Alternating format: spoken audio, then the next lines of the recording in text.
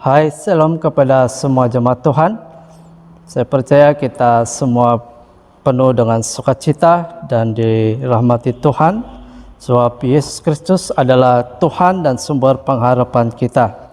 Oleh itu, hari ini mari kita sediakan hati kita bersama-sama di dalam ibadah kita hari ini. Tuhan beserta kamu. Saya gembira bila mereka berkata kepada saya, "Hai, marilah kita menyanyi kepada Tuhan."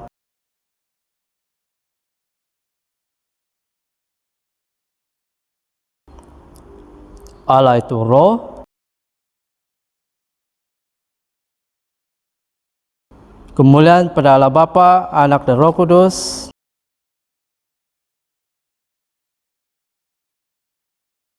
Sekarang mari kita bersama-sama di dalam doa untuk sucian.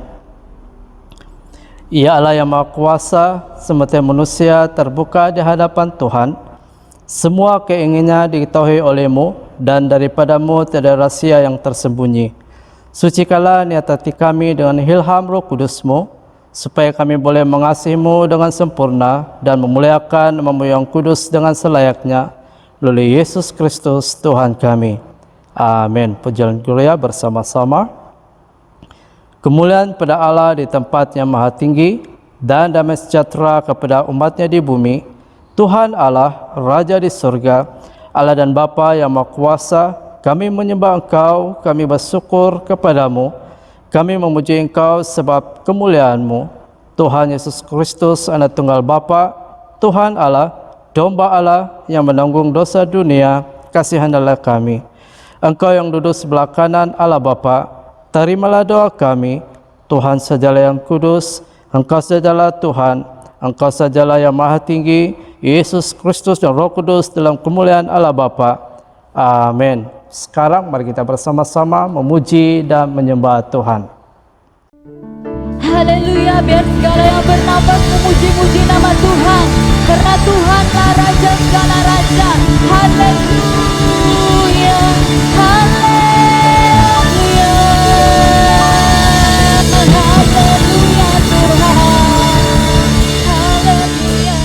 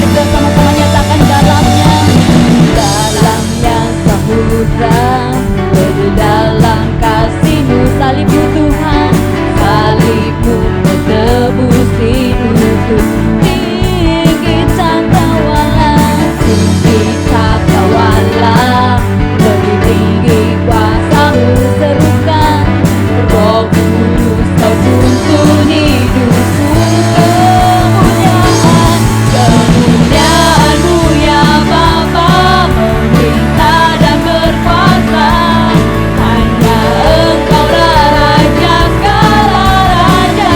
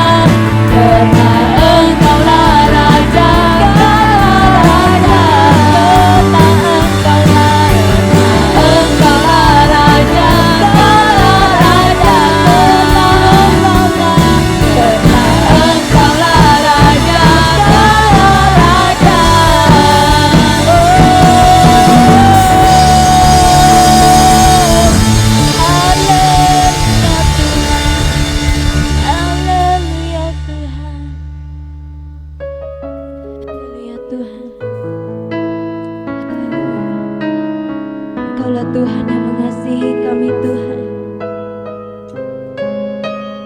Haleluya. Karena Engkau adalah kami yang setia.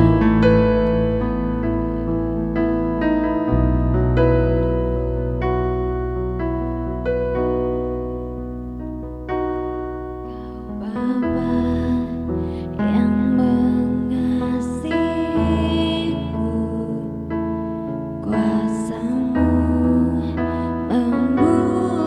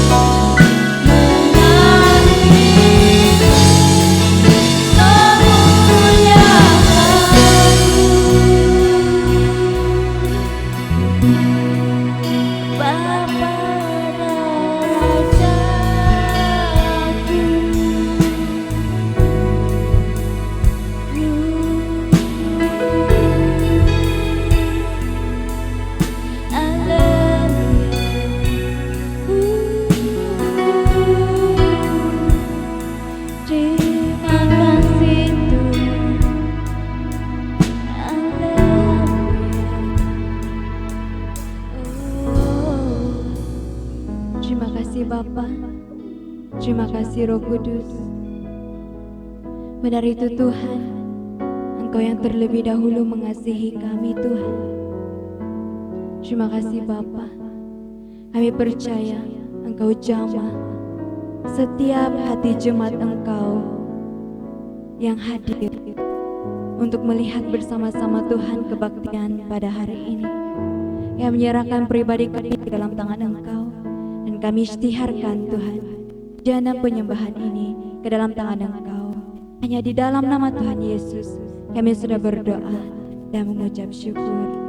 Amin. Shalom kepada semua jemaat Tuhan.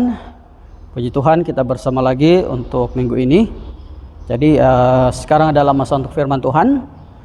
Seperti biasa, sebelum kita mulakan, kita mau berdoa. Mari kita tunduk kepala, kita berdoa.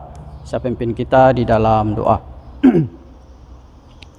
Bapa di surga, sekali lagi kami mengucap syukur untuk masa, kesempatan, anugerah yang Tuhan berikan kepada kami, sehingga hari ini kami sekali lagi dapat bersama-sama di dalam ibadah ini, khususnya berpeluang mendengarkan sebahagian lagi daripada firman-Mu. Kami berdoa supaya sepanjang pemberitaan firman Tuhan ini, malah di dalam ibadah kami, baik hamba-Mu maupun semua anak-anak Tuhan yang mendengar, di mana saja, baik di rumah ibadah ataupun bersama dengan keluarga masing-masing, kiranya pimpinan Tuhan melalui kuasa Roh Kudus menyertai kami semua, supaya firman Tuhan ini tidak berlalu dengan sia-sia. Terima kasih Tuhan, di dalam Yesus Kristus kami berdoa. Amin. Nah, saya mulakan firman Tuhan hari ini dengan satu persoalan, ya, yaitu apakah keinginan kita, apakah kita pernah mengingini sesuatu yang ingin kita capai dalam hidup kita, ya? Tidak kiralah itu satu perkarakah, dua perkarakah, tiga perkarakah, atau banyak, ya. Persoalannya adalah pernah atau tidak, adakah atau tidak. Nah, secara jujur saya percaya semua kita mempunyai atau pernah menginginkan sesuatu di dalam hidup kita. Ya, ada yang mungkin sudah tercapai, ada yang sedang diusahakan, dan ada yang masih hanya setakat impian, ya. Nah, mengapa? Karena ini merupakan sesuatu yang normal, ya, dan salah satu yang biasanya ada pada kita adalah keinginan untuk dihormati, ya, karena ini berkait rapat dengan apa yang disebut sebagai ego, ya. Ego ini tidak semestinya negatif, ya. Ini adalah lebih kepada harga diri kita, ya. Jadi ini adalah sesuatu yang mau kita capai dalam hidup kita. Karena kehormatan itu, rasa hormat itu, ingin dihormati itu kadang-kadang kita berpikir kita memerlukan suatu kedudukan dalam hidup kita, ya. Nah, dalam pemikiran sedemikian, kadang-kadang ada orang yang mencapainya dengan cara yang baik, ada orang yang memikirkannya tetapi tidaklah begitu ekstrim untuk sampai ke tahap mau buat apa saja untuk itu. Tetapi ada orang yang sebenarnya untuk mencapai itu sanggup melakukannya, mencapainya, walaupun kemungkinan dengan menghancurkan orang lain. Ada yang sampai membunuh. Ada yang selalu kita dengar seperti ini, yaitu motif menghalalkan cara, ya. Karena apa? Keinginan itu yang telah mendominasi, yang menjadi keutamaan tanpa mengambil kira caranya, ya. Jadi dalam nas khotbah hari ini, ya, dalam petikan khotbah hari ini, sebagai murid Kristus, ya, Yesus ingin mengajar kita, terutamanya pada murid-muridnya, bagaimana sebenarnya mencapai rasa hormat itu atau harga diri itu dalam konteks sebagai ciptaan Tuhan, khususnya dalam memperoleh kemuliaan dengan duduk dalam kemuliaannya, bersama dalam kemuliaannya. Ya, dia mau mengajar kita bagaimana mencapai itu, ya. Jadi maksudnya di sini adalah bukan sesuatu yang luar biasa kita memikirkan seperti itu, tetapi apa yang paling penting adalah sebagai murid Kristus bagaimana kita mencapainya. Dalam hal ini, kehormatan seperti apa sebenarnya yang kita mau kejar, ya, dan bagaimana cara kita untuk mencapainya. Jadi dengan tema duduk dalam kemuliaannya, berdasarkan Markus pasal 10 ayat 35 sampai 45. Kita akan belajar bagaimana memperolehnya, sebagaimana anak-anak Zebedeus yang mencoba meminta kepada Yesus kemuliaan dari kuasanya. Dan apa maksudnya duduk dalam kemuliaannya? Nah, yang pertama adalah kita mau bercakap mengenai ingin berada dalam kemuliaannya. Ya, ini sebagai murid Kristus dalam konteks Markus ini anak-anak Zebedeus mau duduk dalam kemuliaan Kristus. Ya. Jadi dalam hal ini, apa langkah pertama yang mereka buat? Mereka sudah mempunyai keinginan. Tetapi sekarang apa yang mereka lakukan? Kita akan melihat berdasarkan Injil Markus ini. Yang pertama adalah melalui pengabulannya. Nya di sini merujuk kepada Yesus. Dalam Markus pasal 10 ayat 35 mengatakan, lalu Yakobus dan Yohanes, anak-anak Zebedeus, mendekati Yesus dan berkata kepadanya, Guru, kami harap supaya engkau kiranya mengabulkan suatu permintaan kami. Jadi kalau kita perhatikan dalam petikan ini, kita mendapati Yakobus dan Yohanes mendekati Yesus dengan tujuan, ya. Sementara dalam Matius, ya, memperkatakan tentang perkara yang sama, menyebutkan bahwa Yakobus dan Yohanes datang dengan ibu mereka dan mengajukan permohonan ini melalui ibunya, ya. Jadi sama ada itu langsung daripada Yohanes dan Zebedeus atau melalui ibunya, tapi permintaan itu adalah sama, ya. Mereka datang mendekat kepada Yesus dan mau supaya permintaan mereka kelak dikabulkan oleh Yesus, ya. Jadi dalam kedua-dua versi ini menunjukkan bahwa permohonan mereka ini mempunyai seperti mempunyai sikap mementingkan diri sendiri, yaitu mereka mengatakannya sejurus selepas Yesus mengajarkan tentang kematiannya, yang mana selepas itu kerajaan Mesias akan memerintah.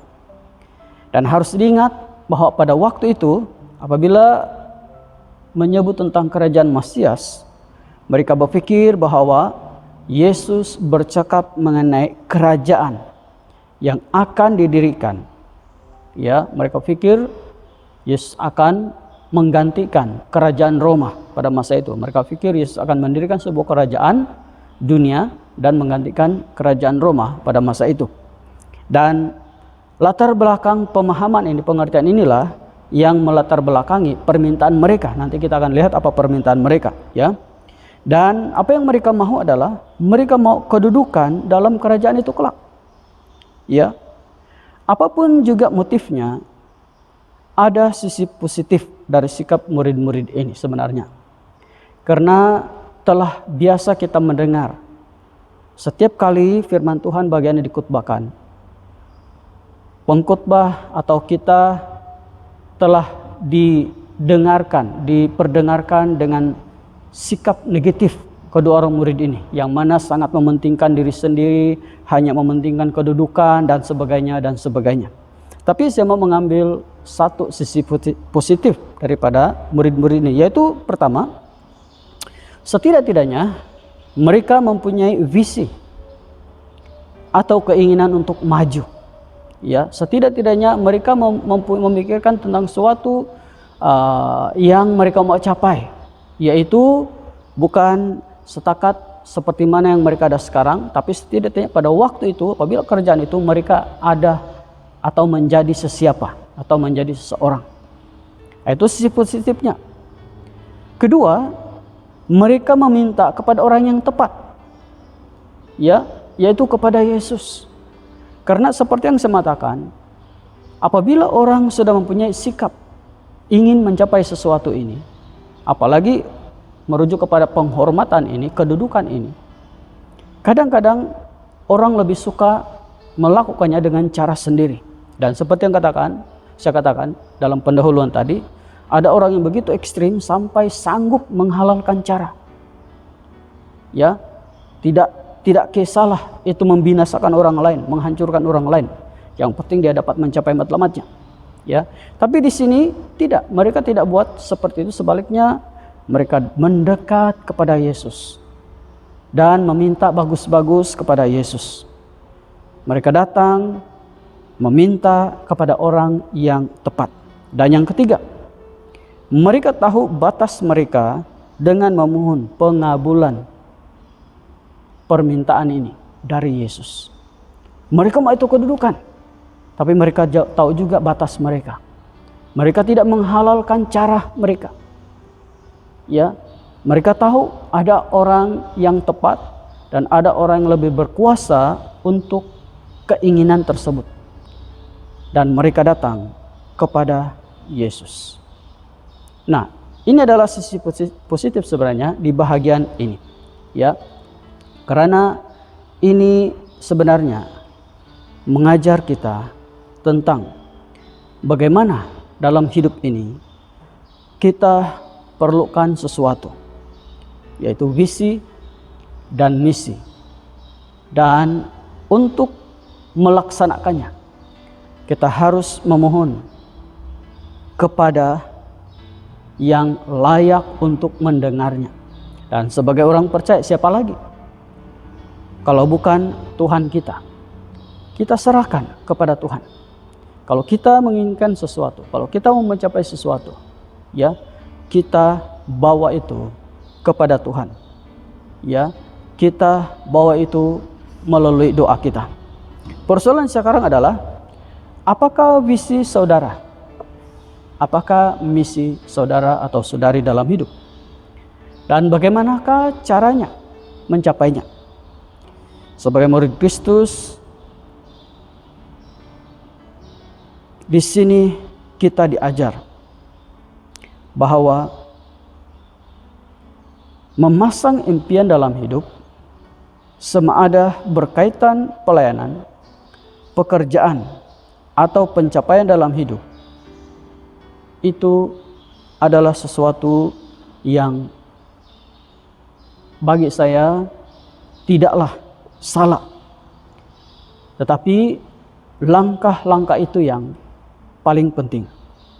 Karena langkah itu yang akan akhirnya menentukan apakah impian kita itu menuju kepada sesuatu yang benar, sesuai dengan kita sebagai murid Yesus atau tidak. Dalam konteks ini, kitab ini mengajar kita bahwa langkah pertama adalah mendekat kepada Yesus. Penting untuk mendekat kepada Yesus dulu. Karena dari situlah nanti jalannya dibuka. Kalau kita salah mendekat kepada sesiapa, maka salahlah jalannya, salahlah pengakhirannya. Tapi kalau kita mulahkan segala sesuatu dengan Yesus, saya percaya tidak mungkin, tidak akan Tuhan memimpin kita kepada caranya yang salah, yang tidak berkenan kepadanya. Ya. Dan setelah mendekat kepada Yesus, memohon kepadanya. Ya, memohon kepadanya. Sebab usaha seperti ini adalah bahagian kita. Usaha ini, mendekat, memohon kepada Tuhan, ini adalah bahagian kita. Dikabulkan atau tidak, itu adalah bahagian Tuhan. Nah, itu adalah prosesnya. Kalau kita ingin mendapat kemuliaan atau ingin duduk dalam kemuliaan Kristus melalui kedudukan atau posisi atau anugerah yang nanti Tuhan berikan kepada kita. Nah, perkara yang kedua adalah melalui perkenannya. Ya, dalam Markus 10:36-37 mengatakan, jawabnya kepada mereka, apa yang kamu kehendaki aku perbuat bagimu. Lalu kata mereka, perkenanlah kami duduk dalam kemuliaanmu kelak, yang seorang lagi di sebelah kananmu dan seorang di sebelah kirimu. Permintaan kedua murid ini adalah agar mereka duduk bersama dalam kemuliaannya. Bukanlah mengambil tempat Yesus sebenarnya, ya, hanya bersamanya. Seorang di kiri, seorang di kanan. Sama ada di kiri atau di kanan, kedua kedudukan ini merupakan satu tempat yang sangat penting, sangat besar. Karena di sebelah kanan itu merupakan tempat yang terhormat. Sementara di sebelah kiri itu merupakan tempat terpenting yang kedua. Dalam kemuliaanmu di sini juga bermaksud di dalam kerajaanmu. Nah, seperti yang saya katakan dalam poin pertama tadi, maksud mereka di sini adalah dalam kerajaan Kristus. Ini dijelaskan lagi dalam Matius 20:21. Karena pemahaman mereka masa itu, kerajaan yang dimaksudkan oleh Yesus adalah kerajaan dunia. Jadi mereka meminta permohonan ini dalam pengertian itu. Dan ini menunjukkan bahwa apa yang mereka inginkan adalah kedudukan. Jelas sekali dari segi motif, ini memang satu sikap yang agak negatif. Karena seperti yang sudah selalu kita dengar, ia jelas menunjukkan mereka ini hanya mengajar, seperti hanya mengajar kedudukan. Dan ini memang difahami karena ini sifat asas manusia. Cuma saja ada yang suka berterus terang atau dalam diam merancang rencananya. Ya, jangan kita terlalu mengambil satu sikap di mana hanya mereka ini ada sikap seperti itu. Semua orang ada sikap seperti ini, menginginkan sesuatu. Ya, cuma caranya berbeza. Mereka ini terus terang kepada Yesus. Sementara yang lain mungkin diam-diam. Dan mungkin bukan hanya kedudukan, tentang kedudukan, tetapi sesuatu yang ingin kita capai. Prosesnya kadang-kadang sama juga, ya, yaitu tanya Tuhan, minta kepada Tuhan. Jadi sebenarnya sama ada itu bercakap mengenai kedudukan atau untuk keinginan yang lain, sama juga kita buat. Ya, kita lakukan perkara yang sama yang dilakukan oleh anak-anak Zebedius ini. Ya, mereka minta kepada Tuhan, kita pun minta kepada Tuhan. Jadi kita tidak boleh mengatakan mereka ini hanya mengajar kedudukan. Sedangkan kita pun kadang-kadang juga meminta sesuatu walaupun itu bukan kedudukan. Jadi kalau kita boleh mengatakan mereka ini mementingkan diri sendiri, apa bezanya dengan kita? Ini adalah sesuatu yang kadang-kadang menyebabkan persepsi ini kepada murid-murid seperti ini. Kita melihat mereka ini begini. Kita tidak sadar kita pun sebenarnya ada perkara-perkara seperti itu. Tapi kita buat itu karena kita pikir yang kita inginkan itu sesuatu yang berbeza. Padahal caranya kita sama-sama minta juga kepada Tuhan. Ya. Dan kita juga harus mengerti bahwa mereka meminta keadaan itu dalam keadaan mereka tidak mengerti. Ya. Mereka tidak mengerti pada waktu itu. Jadi dalam hal ini kita melihat bahwa jelas sekali bagi Yesus, walaupun menyadari sikap kedua murid ini sepertinya hanya mengajar kedudukan, tapi kita perhati respon Yesus. Daripada memarahi mereka, justru dia bertanya apa yang mereka kehendaki untuk dia buat.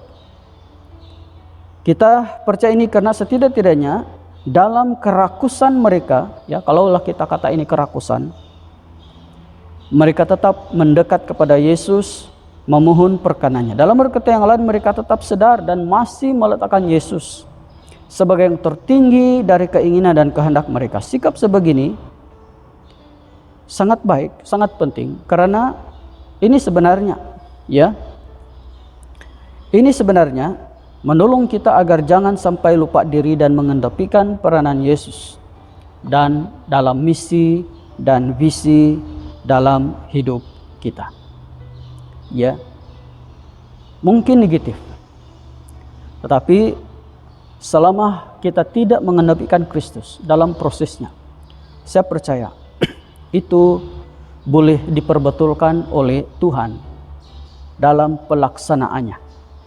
Itulah sebabnya saya masih suka melihat sisi positif daripada anak-anak Zebedius ini.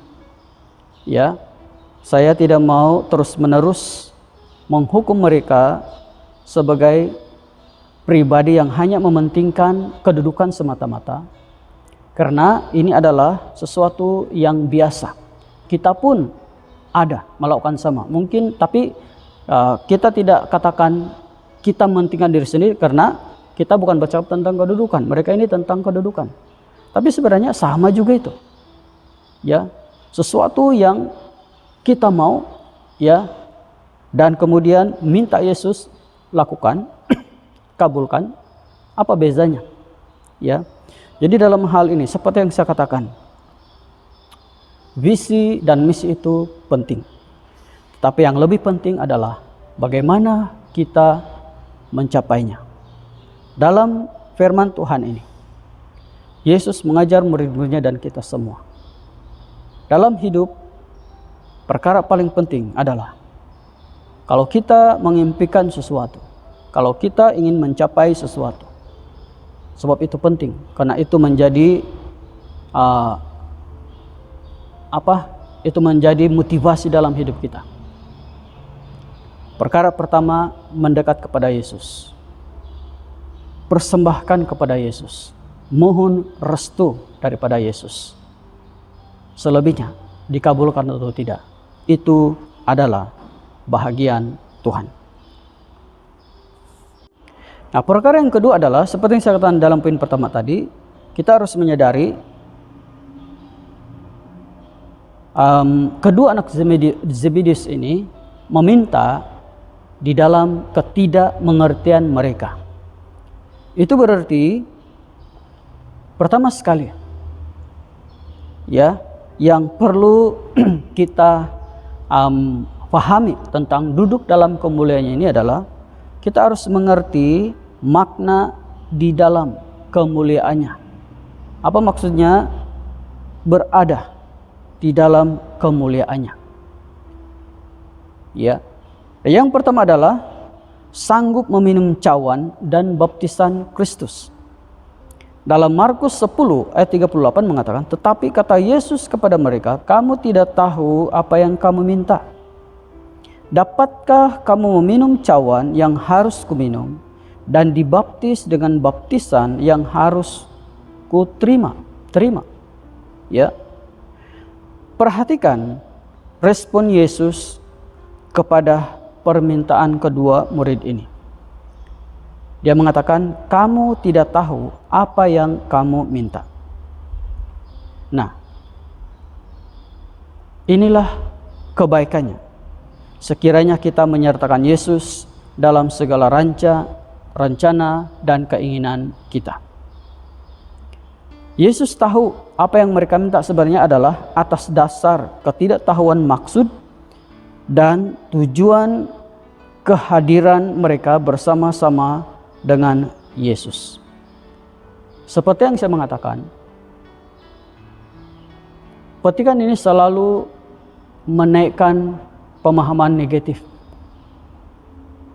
Dan ada yang sampai berapi-api menonjolkan sikap negatif kedua murid ini, melebihi respon Yesus sendiri. Kita dengar Yesus merespon di sini, tidak pun dia melenting. Dia tidak mengatakan, hei kamu ini kejar kedudukan saja. Bukan itu tujuan kamu ikut saya. Dia tidak pun cakap begitu. Kadang-kadang kita ini sebagai, macam saya lah, sebagai pengkhotbah ini yang lebih-lebih. Kita pula yang jadi emosi. Menekankan, wah dia ini mementingkan kedudukan saja. Sedangkan Yesus sendiri, kita melihat bagaimana responnya. Kamu tidak tahu apa yang kamu minta. Itu memang betul. Dan ini sama dengan kita semua hari ini. Kadang-kadang kita minta begini.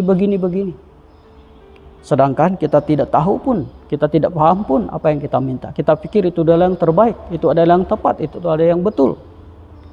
Ya.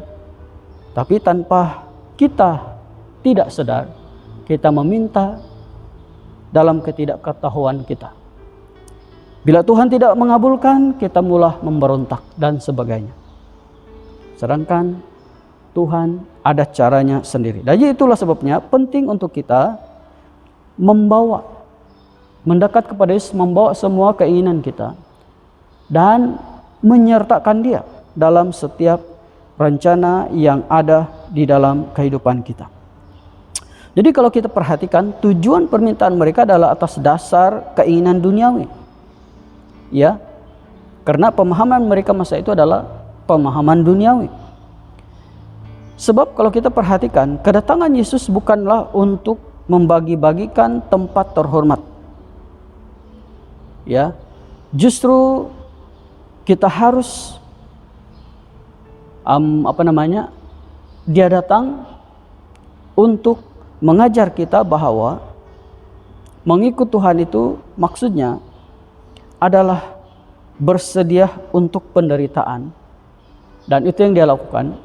Dia bersedia untuk penderitaan dan kesengsaraannya. Ini yang dimaksudkan dengan cawan dan baptisan. Walaupun demikian, itulah juga sebabnya mengapa Yesus tidak memarahi mereka atau menyalahkan permintaan mereka. Sebab kenapa? Sebab tempat kemuliaan yang mereka minta tidak sama dengan tempat kemuliaan kekal yang hendak diberikan oleh Tuhan. Ya. Yesus tahu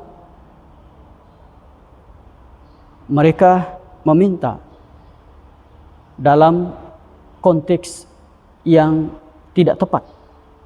Ya. Jadi disinilah Yesus secara perlahan-lahan memperbetulkan pemahaman mereka.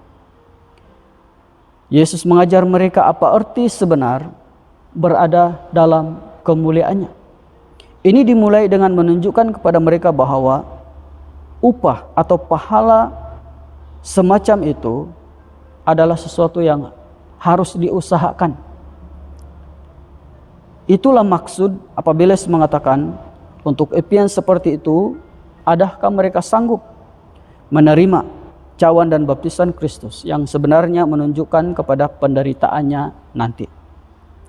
Dan juga corak kehidupan yang bakal mereka lalui di masa depan. Ini sebenarnya bercakap mengenai pengalaman mereka sebagai seorang murid, yaitu apa yang bakal mereka harus mampu dan rela jalani. Kalau kita ingat kembali di Getsemani, Yesus berbicara tentang kematiannya sebagai cawan. Itu ada dalam Markus 14, ya. Kemudian di dalam Lukas 12:50, istilah baptisan merupakan gambaran dari penderitaan dan kematian. Ya, artinya di sini adalah setiap seorang sebagai seorang murid harus sadar bahwa setiap impian di dalam Tuhan ada harga yang perlu dibayar. Ya, ada harga yang perlu dibayar. Itu artinya duduk dalam kemuliaannya. Jadi kita perhatikan di sini. Yesus sedang memperbetulkan, sedang coba mengajar murid-muridnya pengertian sebenar. Apa maknanya? Apa artinya duduk dalam kemuliaannya? Yaitu sanggup meminum cawan dan menerima baptisan Kristus. Kemudian yang kedua adalah sanggup menerima apa yang disediakan Kristus. Dalam Markus 10 ayat 39-40 mengatakan, jawab mereka, kami dapat. Yesus berkata kepada mereka, memang kamu akan meminum cawan yang harus kuminum dan akan dibaptis dengan baptisan yang harus kuterima.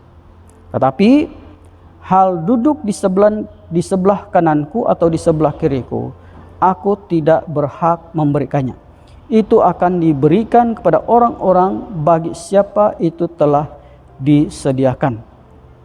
Dalam jawaban berikutnya, kedua murid Yesus ini masih tidak mengalah. Apabila Yesus mengatakan, kamu tidak tahu sebenarnya apa yang kau minta ini.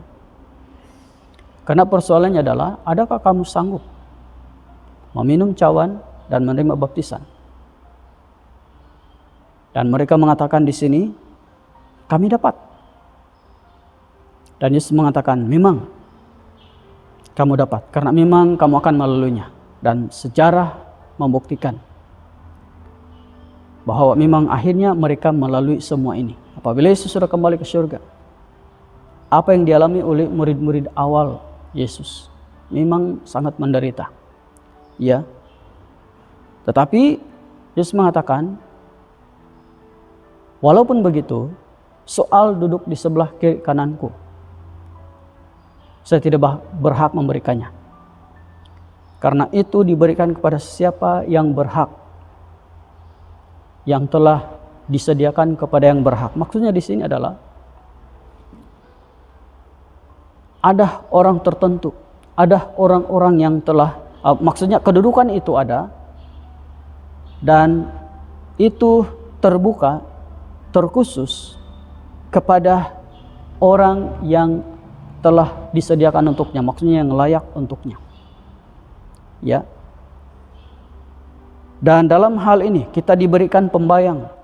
Untuk memperolehnya salah satunya adalah sanggup membayar harga, minum cawan dan menerima baptisan Kristus.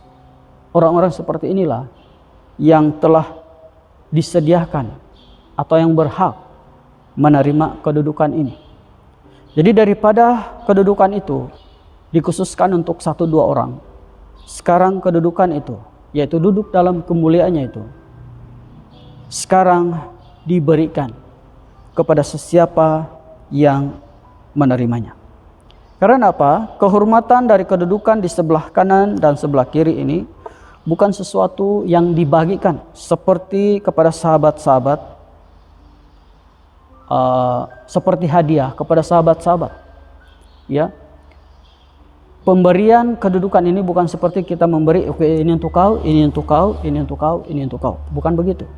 Ya, sebaliknya upah atau kedudukan seperti ini, pahala semacam itu harus diberikan kepada orang-orang yang bagi orang yang telah disediakan untuknya. Maksudnya di sini adalah orang-orang yang memperolehnya melalui kesetiaan mereka dalam hidup dan pelayanan mereka.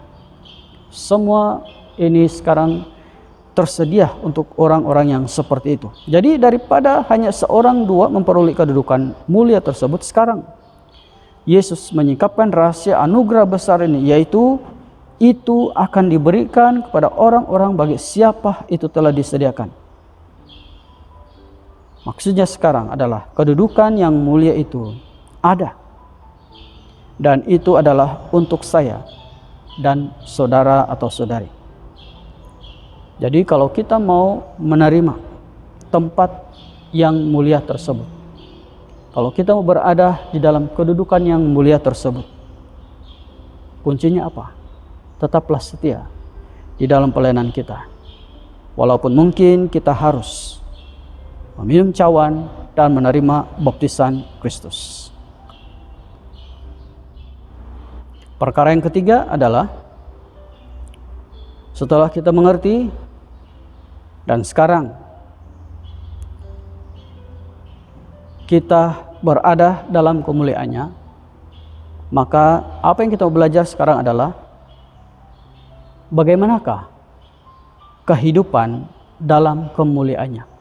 Maksudnya bagaimanakah kira-kiranya kehidupan orang yang sudah berada dalam kemuliaannya.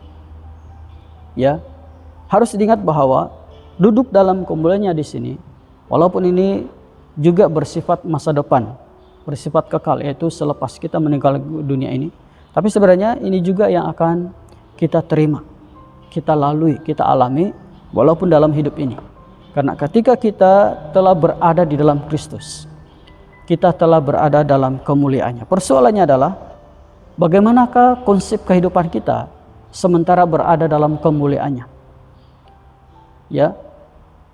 Nah, di sini kita belajar, yaitu yang pertama, menjadi hamba untuk semuanya. Nah, ini satu kontra yang sangat besar, yaitu kita bermula dengan permintaan kedudukan mulia itu dalam pemikiran, dalam bayangan kita di tempat tertinggi di kiri kanan Yesus.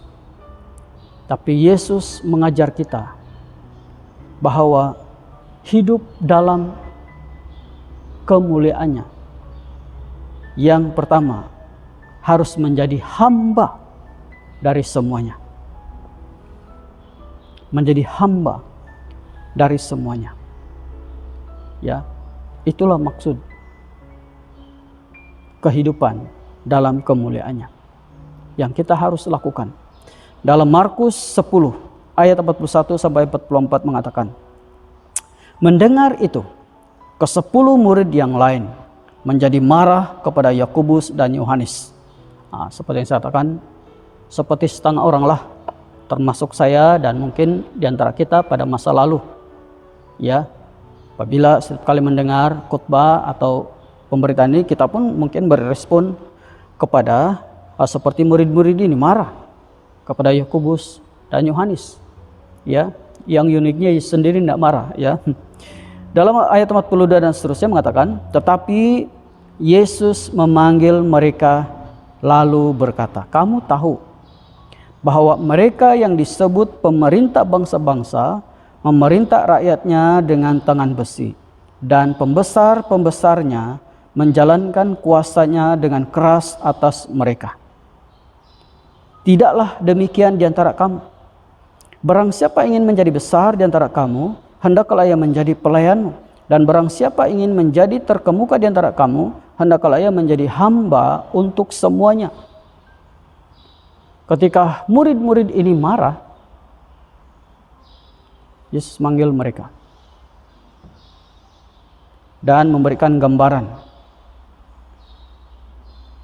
yaitu kalau pembesar-pembesar dunia ini biasa mereka memerintah dengan kekerasan. Sebenarnya secara halus dia menegur murid-murid ini. Jangan sikit-sikit marah. Ya. Sepatutnya Yesus yang marah. Dia layak untuk marah. Itulah sebabnya saya mengatakan, walaupun ada negatif sikap ini, tetapi Yesus sendiri tidak memarahi mereka. Sebaliknya mengajar mereka. Di sini Yesus secara perlahan mengajar murid-murid Yesus bagaimana menangani hal-hal seperti ini. Jangan macam pembesar-pembesar yang hanya menunjukkan kuku besi pemerintahan mereka. Lakukan semuanya dengan kasih. Ya, dan itulah maksudnya menjadi hamba kepada semuanya. Menjadi hamba ini bukan bermaksud bahwa akhirnya kita kehilangan segala sesuatu dalam identiti diri kita dan sebagainya. Saya akan jelaskan.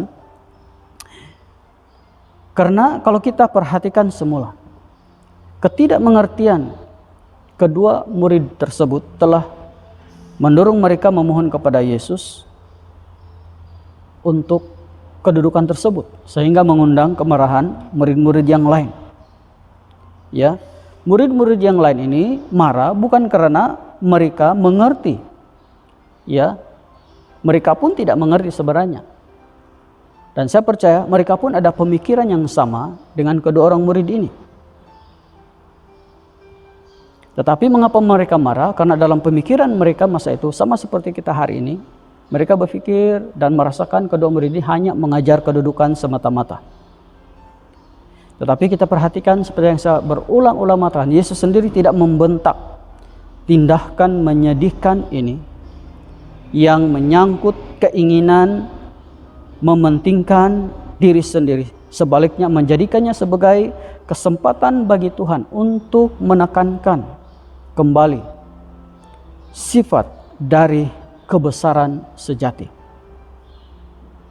Pertama, dia menginginkan ke-12 murid itu mengerti tentang apa itu kebesaran, menjadi besar di dalam Tuhan. Karena apabila sudah berada dalam kemuliaannya, itu adalah satu kedudukan yang besar. Ya, itu adalah satu kedudukan yang besar. Bila kita berada dalam kemuliaan Tuhan, duduk dalam kemuliaannya, itu adalah satu kedudukan yang besar. Dan ini yang Yesus mau ajar mereka ini. Di mana dia membandingkan, kalau dunia, kedudukan besar ini selalu diterjemahkan dengan Kalau pemerintah sebagai kedudukan yang besar diterjemahkan dengan penekanan kekerasan atau authority kepada orang-orang bawahannya atau rakyatnya. Dan dia mengatakan di sini, bagi kamu sebagai murid-murid saya yang ada dalam kemuliaan saya, kamu sebenarnya berada dalam kedudukan yang besar ini. Tetapi cara kamu melaksanakannya bukan seperti pemerintah-pemerintah dunia ini. Sebaliknya, seperti mana dia mengajar 10 murid itu, yaitu menjadi hamba kepada semuanya. Maksudnya, seperti yang saya katakan tadi, kita harus lakukannya dengan kasih. Dan itulah yang ditekankan di sini. Sebaliknya Yesus mengatakan, barang siapa ingin menjadi besar di antara kamu, hendaklah ia menjadi pelayan. Cara untuk mencapai kemuliaan yang berasal dari Tuhan tentunya bukan berdasarkan cara-cara duniawi, melainkan cara seperti yang telah ditetapkan Tuhan. Jadi menurut pengajaran Yesus di sini, jika ingin menjadi terbesar harus menjadi pelayan dan hamba untuk semuanya. Itulah maknanya hidup dalam kemuliaannya, yaitu menjadi hamba sesamanya. Dalam arti kata yang lain, memiliki sifat penuh kasih dan kerendahan hati. Nah, ini maksudnya ini ya, penuh kasih dan kerendahan hati terhadap sesamanya, dan tunduk dan hormat kepada Tuhan. Itulah kebesaran sejati. Itulah makna hidup dalam kemuliaannya. Selain daripada itu, ya, kehidupan dalam kemuliaannya juga bukan saja menjadi hamba untuk semuanya, tapi menjadi tebusan untuk banyak orang atau semua orang lah. Ya. Dalam Markus pasal 10 ayat 45 mengatakan, karena anak manusia juga datang bukan untuk dilayani, melainkan untuk melayani dan untuk memberikan nyawanya menjadi tebusan bagi banyak orang. Tebusan di sini adalah kata yang penting dan merupakan istilah yang umum dalam masyarakat Yunani pada zaman Yesus. Dan istilah itu dipakai untuk mengacu kepada harga yang harus dibayar untuk membebaskan seorang budak atau hamba. Ya, ini menurut seorang ahli teologi, ya, penafsir. Jadi dalam hal ini Yesus sendiri merupakan teladan utama bagi orang yang menunjukkan kebesaran sejati.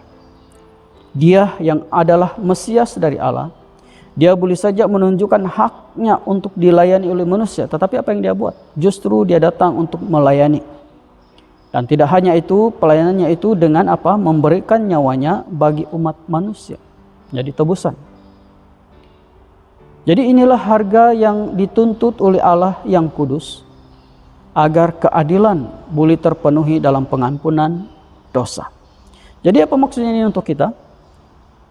Ini berarti jika kita ingin duduk dalam kemuliaannya kelak, kita bukan harus bersedia menjadi hamba kepada semua, yaitu maksudnya dengan penuh kerendahan hati dan kasih, tapi juga menjadi tebusan, yaitu seperti lilin yang hidup menyinari orang lain, yaitu melalui pelayanan dan kesaksian hidup kita untuk menjadi terang dan garam dunia. Ya, itulah maksudnya hidup dalam kemuliaannya. Jadi sebagai kesimpulan, bagaimana kita sebagai orang Kristen, sebagai murid Kristus,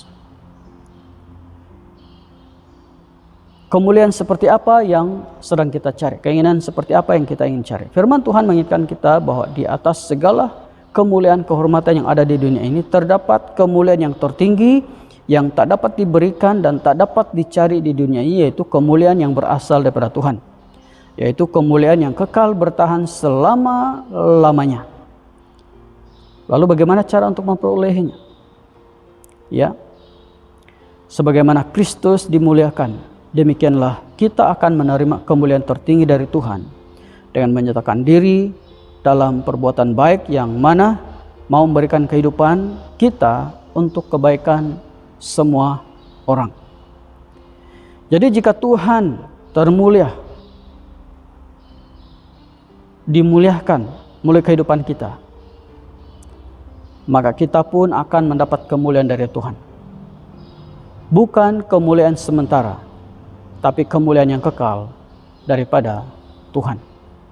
Itulah sebenarnya makna duduk dalam kemuliaannya, yang semua kita sebagai orang percaya, sebagai murid Kristus, ingin kita capai, ingin kita kita rindukan dalam hidup kita. Dan firman Tuhan hari ini, puji Tuhan, telah mengajar kita bagaimana pengertian kita, bagaimana kita harus hidup di dalam kemuliaan Tuhan. Bukan saja kemuliaan yang telah kita terima dalam hidup ini, tapi juga kemuliaan yang menjadi upah kita sebagai hamba Tuhan yang baik, setia, dan melayaninya sampai akhir.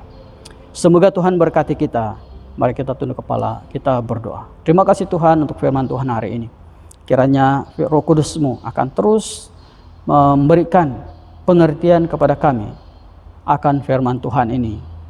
Bukan saja saat kami mendengarnya pada hari ini, tapi juga dalam pertumbuhan kami, dalam proses pertumbuhan iman kami kepada Engkau. Kiranya firman Tuhan ini akan terus menerus berkembang, bertumbuh, dan banyak rahasia yang disikapkan lebih besar untuk kami mengerti di dalam kehidupan kami sebagai pengikut-pengikut Kristus, sebagai murid-murid Kristus. Terima kasih Tuhan, di dalam Yesus Kristus kami berdoa. Amin. Sekarang mari kita bersama-sama sebagai respon kita daripada firman Tuhan yang sudah kita dengar tadi. Mari kita mengakui dosa kita di hadapan Tuhan. Allah yang penuh belas kasihan, Bapa kami di surga, pencipta kami dan hakim kami telah berdosa terhadap Engkau dan terhadap sama manusia, baik dalam pikiran, perkataan, dan perbuatan, melalui kelalaian, kelemahan, dan kesalahan yang disengajakan. Kami sekarang bertobat dan benar-benar menyesal sebab kesalahan kami. Bapa, ampunilah kami demi anak-Mu, Yesus Kristus yang telah mati untuk kami. Kuatlah kami supaya dapat mengasihi dan mentaati-Mu dalam kehidupan yang baru, melalui Yesus Kristus Tuhan kami. Amin. Allah yang Maha Kuasa mengasihi kamu, membebaskan kamu daripada segala dosamu melalui Yesus Kristus Tuhan kita. Dia meneguhkan dan menguatkan kamu untuk pelanya dan kuasa Roh Kudus, dan melihara kamu dalam kehidupan yang kekal. Amin.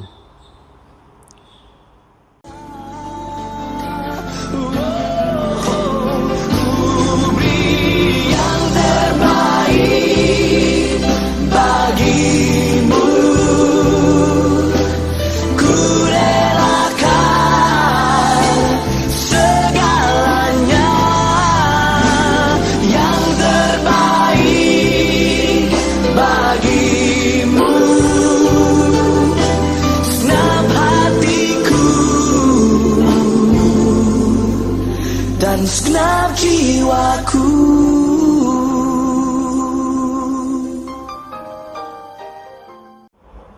Sekarang kita masuk di dalam doa pengudusan. Semua kemuliaan kepadamu Bapa kami di surga, sebab di dalam kemurahan-Mu Engkau menyerahkan anak-Mu yang tunggal, Yesus Kristus, untuk disiksa dan mati di atas kayu salib untuk penebusan kami. Di situ Dia telah membuat perdamuan yang penuh untuk dosa-dosa seisi dunia, dan persembahkan dirinya sendiri sebagai korban satu kali sahaja untuk segala dosa kita. Dia telah menentukan dan di dalam Injilnya merintahkan kita untuk melanjutkan perjamuan ini sebagai peringatan abadi akan kematiannya yang sangat nilainya sampai Dia datang kembali. Dengarlah kami yang meminta dengan rendah hati, ya Bapa yang berkasihan, dan kurniakanlah supaya melalui kuasa Roh Kudus kami yang menerima kurnia-kurnia ini, roti dan air anggur, menurut peraturan anak-Mu Yesus Kristus penyelamat kami, sebagai peringatan akan sengsara dan kematiannya, akan mendapat bahagian dalam tubuh dan darahnya yang sangat berharga itu. Pada malam Tuhan dihianati, dia mengambil roti, mengucap syukur, lalu memecah-mecahkan roti itu dan bagikannya kepada murid-muridnya sambil berkata, "Ambil dan makan. Inilah tubuh aku yang diberikan untuk kamu. Buatlah demikian sebagai peringatan akan aku." Begitu juga setelah habis makan, dia mengambil cawan serta mengucap syukur, lalu memberikannya kepada murid-muridnya serta berkata, "Minumlah ini kamu semua, ini adalah darah aku dari perjanjian baru, yang dicurahkan bagi kamu dan bagi semua orang untuk pengampunan dosa. Boleh demikian setiap kali kamu melakukannya sebagai peringatan akan aku." Amin. Bersama kita, Kristus telah mati, Kristus telah bangkit, Kristus akan datang lagi. Kita memecahkan roti ini untuk mendapat bahagian dalam tubuh Kristus.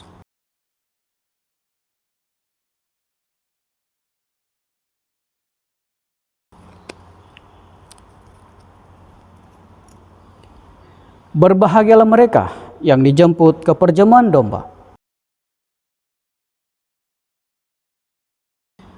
Kurnia Allah adalah untuk jemaah Allah. Dekatilah dengan iman dan dengan rendah hati. Terimalah roti dan air anggur ini sebagai peringatan bahwa Kristus mati untuk kamu, serta menerima dia dalam hatimu dengan iman dan ucapan syukur.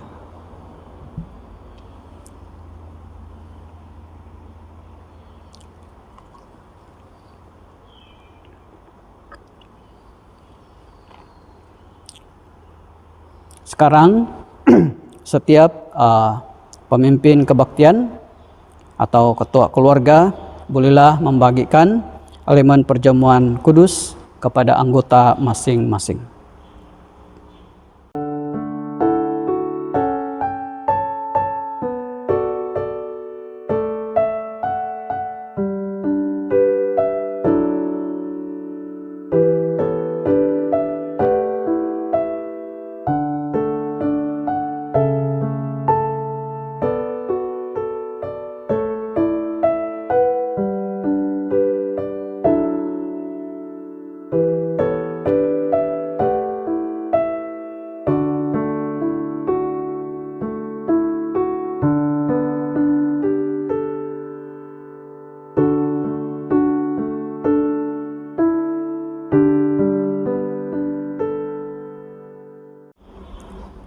Marilah kita berdoa seperti yang diajar oleh penyelamat kita. Bapa kami yang di surga, dikuduskanlah namamu, datanglah kerajaanmu, jadilah kehendak-Mu di bumi seperti di surga. Berikanlah kami pada hari ini makanan kami sehari-hari. Ampunilah kami akan dosa-dosa kami, seperti kami juga mengampuni orang yang bersalah kepada kami. Janganlah membawa kami ke dalam pencobaan, tapi lepaskanlah kami daripada yang jahat. Karena Engkau yang punya kerajaan, kuasa dan kemuliaan sekarang dan selama-lamanya. Amin. Doa syukur bersama. Allah kekal Bapa kami yang di surga, kami mengucapkan terima kasih kepadamu yang telah menerima kami sebagai anggota-anggota hidup anak-Mu, Yesus Kristus penyelamat kami. Kami mengucapkan terima kasih kepadamu yang telah memberikan kami makan rohani di dalam sekalian tubuh dan darahnya. Sekarang putuskanlah kami ke dalam dunia dengan damai, dan kurniakanlah kami kekuatan dan keteguhan hati untuk mengasihi dan melayani Engkau dengan sukacita dan hati yang ikhlas. Amin.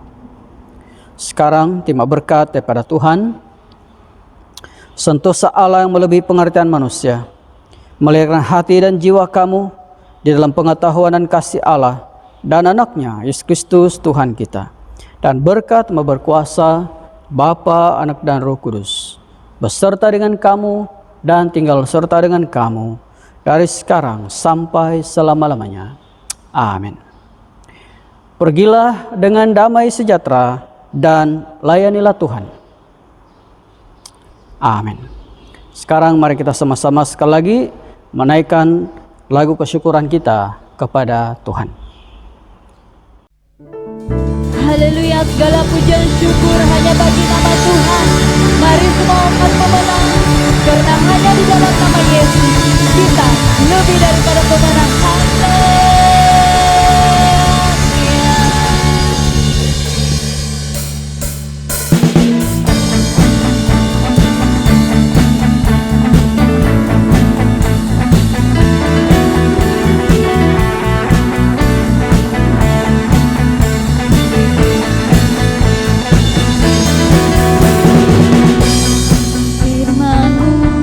Kebenaran-Mu, itulah kekuatanku.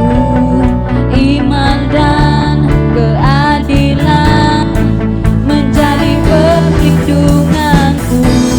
Ku tahu lawanku tak berkuasa atasku. Di dalam nama-Mu ku pegang kemenanganku.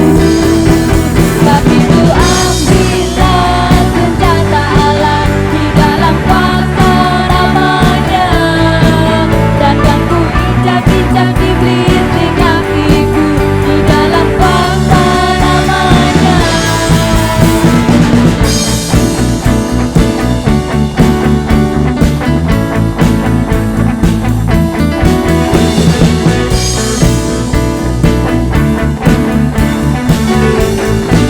Sekali lagi mari kita nyatakan firman-Mu Tuhan. Firman-Mu kebenaran.